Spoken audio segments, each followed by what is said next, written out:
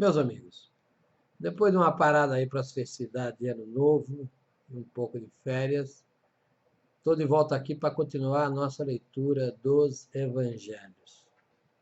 Como sempre, vamos seguir a orientação de Bento XVI no seu magnífico Jesus de Nazaré. E aqui nós vamos nos reportar ao capítulo 5º do volume em que ele fala do batismo do Jordão à transfiguração. E o que nos conta o capítulo 5º? Ele fala da oração do Pai Nosso. É um dos momentos mais belos e mais intensos de toda essa trilogia Jesus de Nazaré. E não podia ser por menos, porque a oração do Senhor é um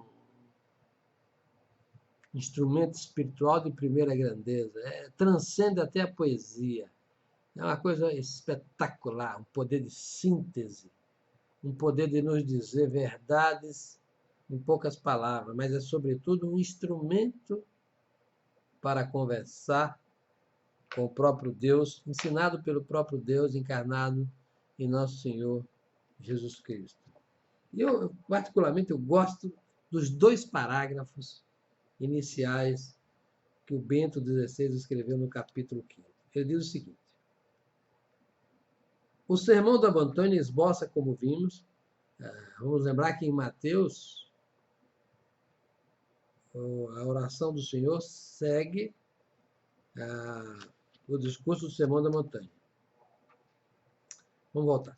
O Sermão da Montanha esboça, como vimos, um quadro envolvente de modo correto de ser homem, que é mostrar como é que se faz para ser homem.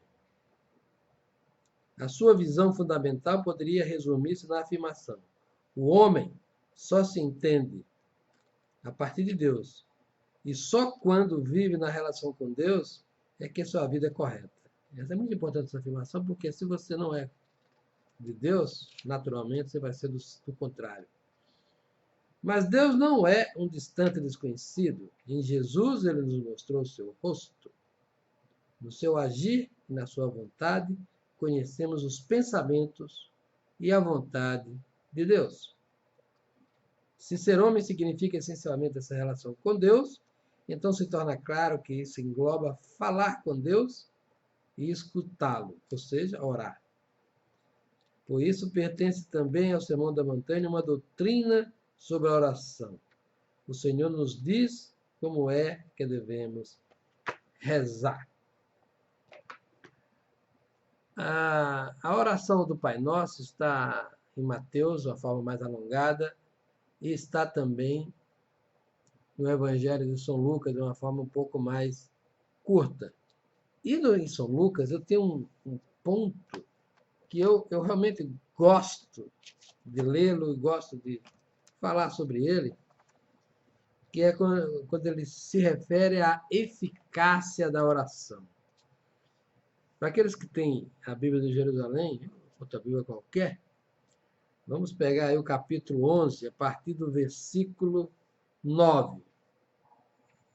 Então eu vos digo: pedi e vos será dado, buscai e achareis, batei e vos será aberto. Pois todo o que pede recebe, o que busca acha, e o que bate se abrirá. Quem de vós, sendo pai, se o filho lhe pedir um peixe, em vez de peixe, lhe dará serpente? Ou ainda, se pedir ovo, lhe dará um escorpião? Ora, se vós, que sois maus, sabeis dar coisas boas aos vossos filhos, quanto mais o Pai que está no céu dará Espírito Santo aos que vos pedirem.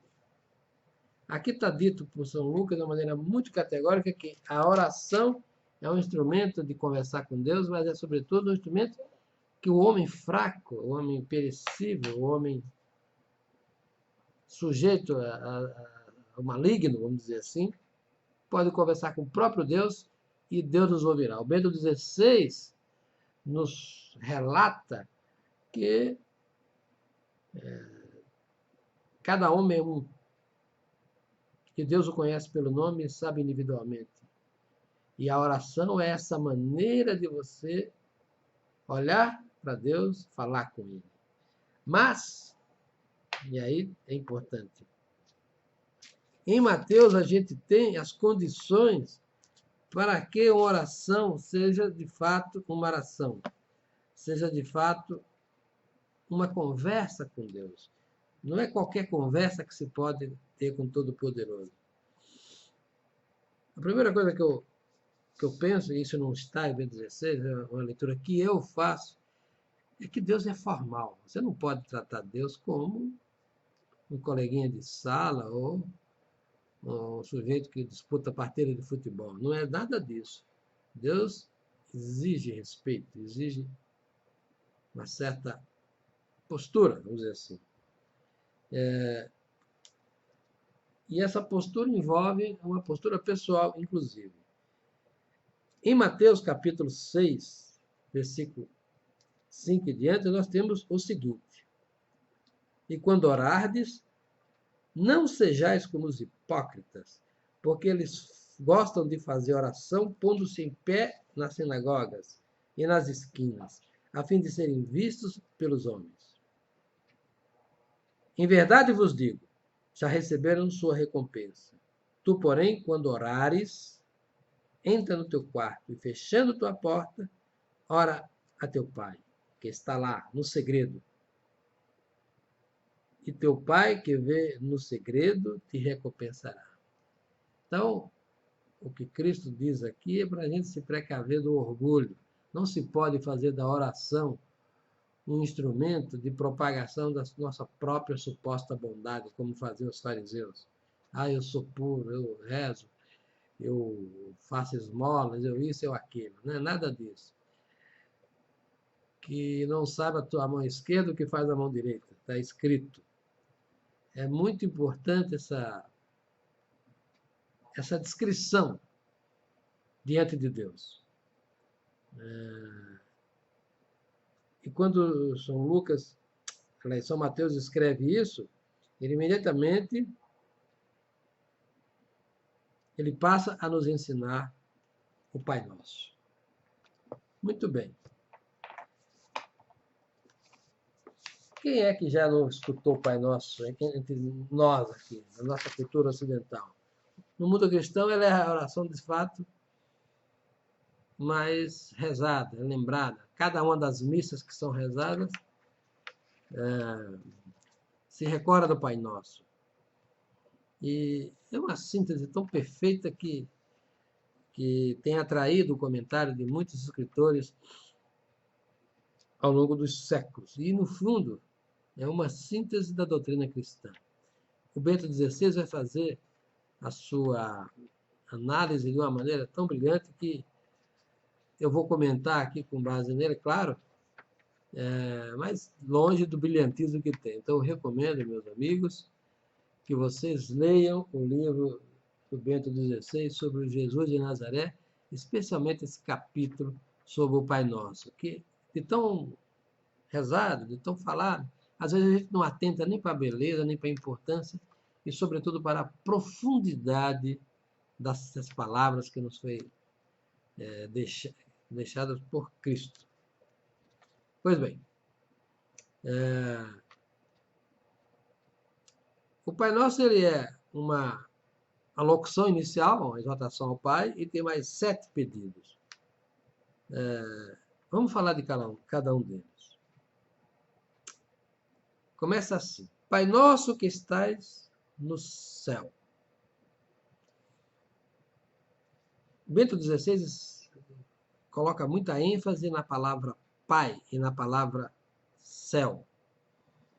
Quando a gente falou do Sermão da Montanha e de outros trechos dos evangelhos anteriores, a gente viu esse paradoxo do reino de Deus estar dentro de nós e, ao mesmo tempo, que o reino de Deus não é desse mundo. Qual é o paradoxo? Onde é o reino de Deus? Onde é o céu? O que é o céu? Segundo Bento XVI, o céu é simplesmente onde está a presença divina. O céu, do ponto de vista humano, é a comunhão com Deus. Então, o reino de Deus pode estar dentro de nós se nós estivermos em comunhão com a palavra de Deus, basicamente com os mandamentos, né? Então, Pai Nosso que está no céu dá ênfase ao Pai. E aqui o Antigo Testamento inteirinho dá ênfase ao Pai. E o Bento XVI vai dizer, mãe não é um título divino, é pai. E ele faz uma digressão lá que eu acho que vale a pena a gente repetir aqui. É que o mundo de hoje, a figura paterna foi diminuída, a figura masculina foi diminuída. Então, quando a gente fala Pai Nosso, é muito diferente do que nos falava, digamos, 200 anos atrás, 500 anos atrás, 1000 anos atrás, quando a figura do pai era a figura predominante e é em torno da figura do pai que se construía tudo.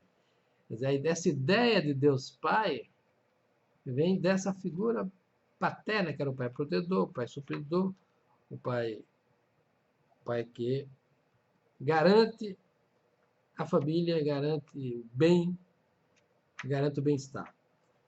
Nos tempos atuais, com a quebra da família tradicional, e é por isso que os inimigos de Deus tentam destruir a família como um todo, e sobretudo destruir a figura paterna, é para tirar esse paradigma, vamos dizer assim, da paternidade. E essa ideia fundamental de que o céu é onde impera a vontade de Deus. Pode estar dentro de nós, pode estar no além, mas o céu é, sobretudo, a figura do nosso Senhor Jesus Cristo, que é aquele que esteve entre nós. O céu penetrou na terra quando Cristo esteve aqui. E está com Cristo, está no céu. Essa é a mensagem fundamental dessa exortação inicial do Pai Nosso. Aí vem o primeiro pedido do Pai Nosso. Santificado seja o teu nome. Santificado seja o teu nome é uma recordação do mandamento, né? Amar a Deus sobre todas as coisas, etc. Né?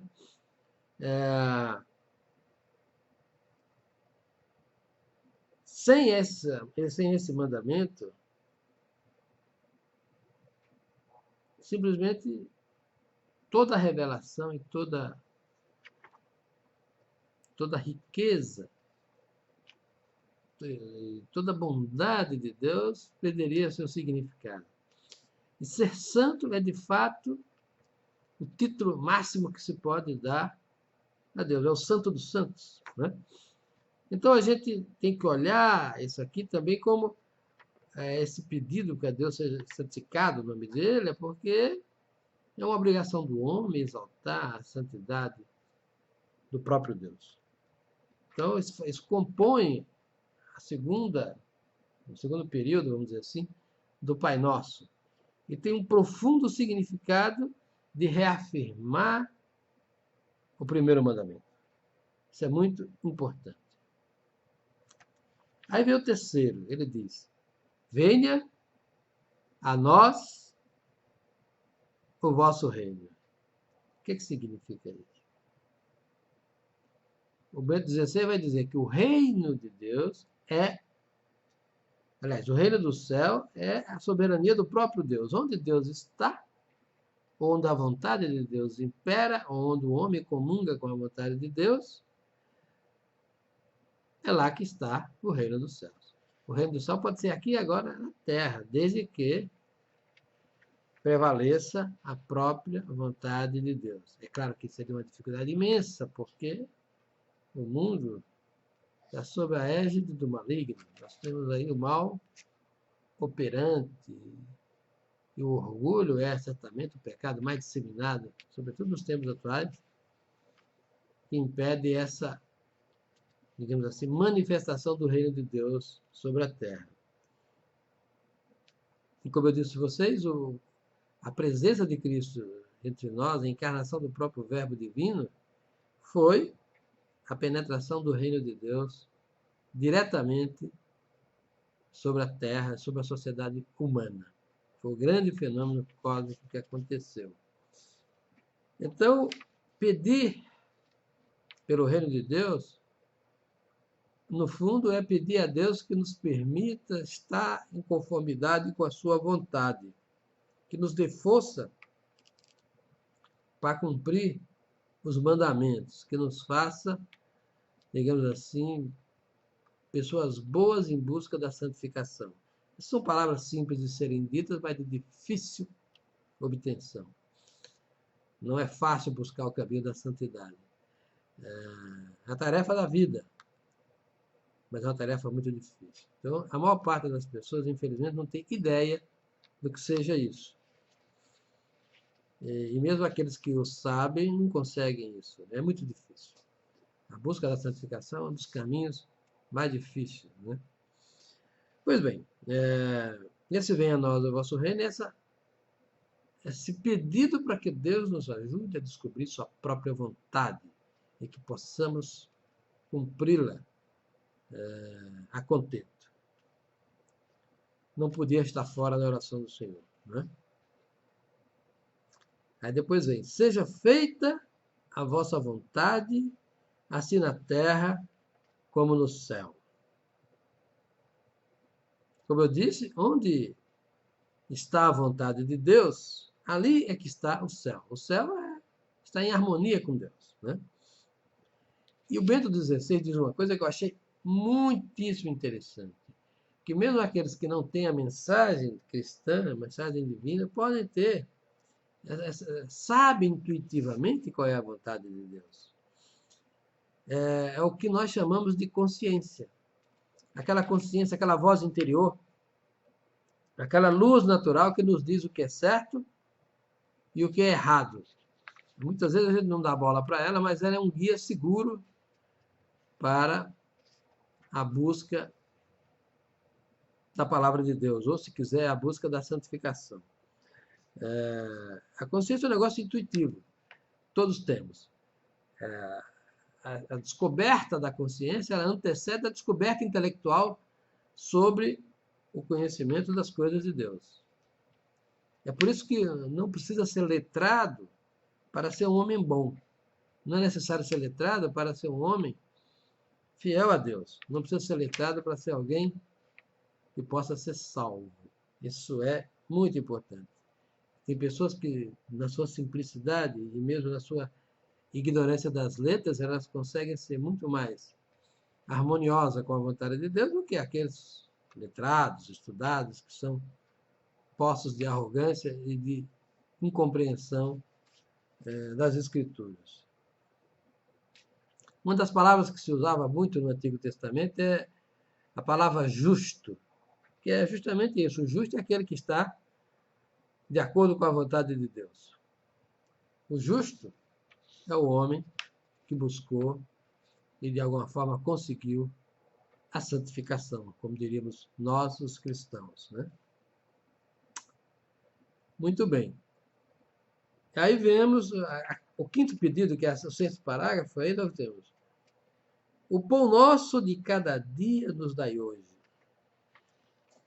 Esse pedido é muito profundo, porque o simbolismo do pão, ele perpassa todos os evangelhos e até o Antigo Testamento. O pão está no maná que choveu no deserto para alimentar o povo de Deus em marcha na fuga do Egito. Jesus disse que era o pão da vida. Jesus fez a multiplicação dos pães. E não podemos esquecer que tem uma passagem do Evangelho que diz que a gente deve se abandonar à providência. Porque Deus que está no céu sabe do que nós precisamos. Esse simbolismo do pão, ele tem toda essa carga de recordação do que está escrito e essa instrução prática de que o homem tem que viver o dia, não pode ficar pensando no amanhã. Ele tem o aqui e agora, o aqui e agora, Deus olha. Mas esse apelo ao pão, ele tem sobretudo um apelo eucarístico. Qual é o pão que santifica? É o pão da hóstia consagrada, é o próprio Cristo, que se deu como alimento espiritual para a salvação humana. Então, esse pedido aqui é um pedido para as coisas do cotidiano, é um pedido para as coisas transcendentais, é um pedido para as coisas espirituais, e é uma lembrança do próprio Cristo que se deu na cruz. É muito poderosa essa expressão aqui, porque o pão eucarístico É simplesmente a salvação. Então, há também aqui nessa expressão, você veja que é uma expressão que está no plural, na primeira pessoa do plural. O pão nosso. Aqui há um convite à solidariedade. Aqui há um convite a partilhar. Os que têm mais, partilharem com os que têm menos. Os que têm alguma coisa, para partilhar com aqueles que nada têm. Aqui está uma visão cristã da caridade e da irmandade e do outro como o irmão. Então, essa expressão aqui é de uma profundidade existencial que não tem tamanho, é difícil de descrever. Então, quando a gente roga pelo pão nosso de cada dia, nós não fazemos um rogo personalístico, nem fazemos um rogo egoístico, nem nada disso. É do plural exatamente porque o pão que Deus dá não é para um, é para todos.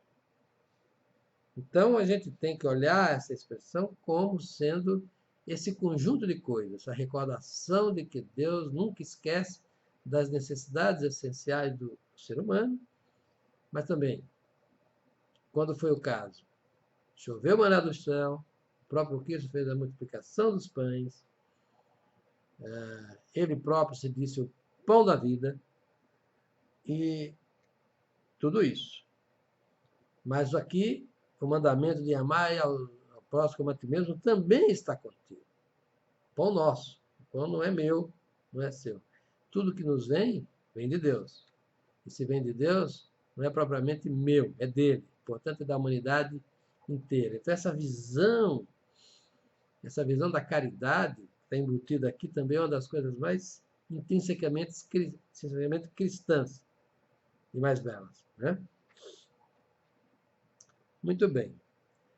A seguinte diz: perdoai as nossas ofensas, assim como nós perdoamos a quem nos tem ofendido. Isso aqui tem uma verdade profunda também. O Bento XVI explora a questão do perdão e da culpa. A culpa só pode ser superada pelo perdão, seja o injuriado, seja pelo poder do sacramento da confissão e do perdão sacerdotal. É essencial que haja o perdão.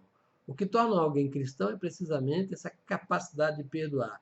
Por isso que Cristo sempre disse que seu reino não é desse mundo, porque no reino desse mundo, as coisas que estão sob Beelzebul não tem perdão. Começa pela justiça humana, a justiça estatal. Não tem perdão. Quando não tem perdão, Deus está ausente. Cristo deu-se à cruz precisamente para perdoar os pecados. Então, isso é uma afirmação muito importante de pedir a Deus para perdoar nossas ofensas, mas condicionado a que nós perdoemos os que nos têm ofendido. Quer dizer, é tremenda hipocrisia, isso Cristo nos lembrou aqui, alguém pedir perdão pelos próprios pecados e ser incapaz de perdoar o seu próximo. Então, uma coisa precisa ser precedida da outra, ou ao menos concomitante com a outra. E o Bento XVI vai nos lembrar que o perdão simplesmente é um instrumento para vencer o mal. Você quebra a cadeia de poder do mal quando você perdoa. Ao perdoar, o bem prevalece. Então, essa é uma das lições mais fundamentais que a gente pode tirar da oração do Pai Nosso. Né? E em seguida vem aquela famosa frase: não nos deixei cair em tentação. O que é tentação? O Bento XVI vai comparar tentação com provação. O que é isso? Aí ele vai se recordar do livro de Jó. Satanás, no livro de Jó, pôde tentá-lo, Mas a tentação não atingiu o homem Jó, que era um homem justo. Ele foi simplesmente posto em provação. Então a tentação ela só é consumada quando o ente tentado aceita a tentação e cai no erro.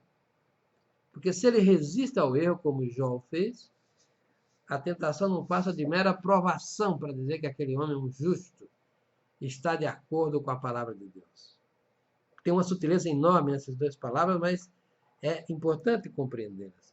O próprio Cristo foi tentado no deserto, só que o Cristo não podia ser provado, que ele era o Deus em pessoa. Ele simplesmente expulsou o demônio da sua presença e resolveu o problema. Nós não podemos fazer isso, ele está aí esparramado em tudo que é lugar. Nós podemos orar a Deus e pedir para ele nos livrar do mal. Mas nós não podemos diretamente enfrentar o mal porque ele é poderoso. Só Deus pode. Então, essa questão da tentação, ela vem do demônio. A aprovação é Deus que nos dá. A tentação que nos dá é o demônio. Porque o demônio quer a perdição. O Bento XVI vai dizer que Deus escarnece do homem. Aliás, Satanás escarnece do homem para escarnecer do próprio Deus. Aí ele completa, mas Deus é fiel. Ele não vai permitir que sejais tentados acima das vossas forças. Está no 1 Coríntios 10, 13.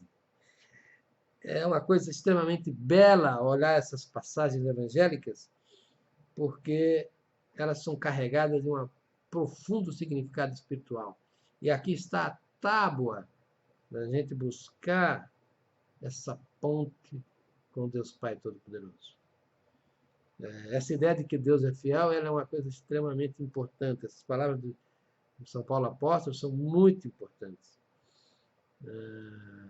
E não dá para escapar ao mal se não for pela graça de Deus Pai Todo-Poderoso. E aí a oração do Pai Nosso é fechada no mais livrai-nos do mal. O próprio Cristo nos disse que o reino desse mundo está nas mãos de Beelzebul. Ele disse que viu Satã cair do céu como um raio. Jesus Cristo expulsou demônios por onde passou. Isso prova que o demônio está aí, em todo lugar. Essa exortação para Deus nos livrar do mal é porque é uma força de um tremendo poder e que as individualidades, os homens, não tem como enfrentá-los normalmente. E mesmo os santos, eles sofreram um assédio muito poderoso.